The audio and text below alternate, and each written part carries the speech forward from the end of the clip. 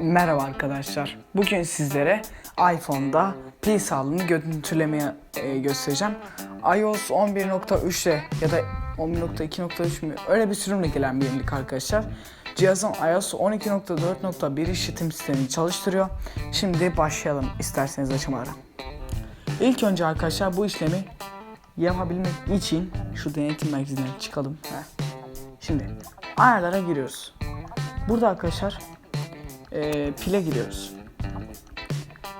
Pile girdik ve burada arkadaşlar girmemiz gereken sıradaki yer. Buradaki düşük güç modu bende açık. Size de açmanızı tavsiye ederim. iPhone'unuzu pilini daha uzun süreler kullanmanız açısından. Pil sağlığına giriyoruz. Bakın burada maksimum kapasite %92 yazıyor. Altta da yazdığı gibi düşük güç modu, düşük güç kapasitesi işte şarjdan sonra pilinizi daha fazla şarj etmenize sebep olabilir bir şey yazıyor. Pilin şu anda en yüksek performansı destekliyormuş, öyle diyor bize. Arkadaşlar şöyle bir bilgi de vereyim.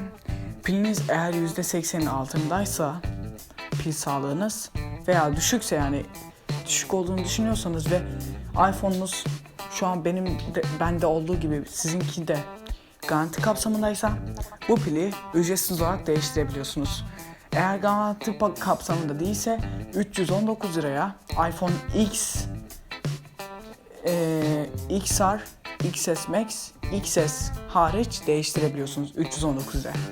iPhone X, iPhone XR, iPhone XS Max, iPhone XS modellerini ise 400 liradan başlayan fiyatlarla pilini değiştirebiliyorsunuz. Umarım bu kayıt size yararlı olmuştur. Bir sonraki kaydımızda görüşmek üzere videomuzda. Kanalımıza beni desteklemek için abone olmayı, videolarımı beğenip paylaşmayı unutmayın arkadaşlar.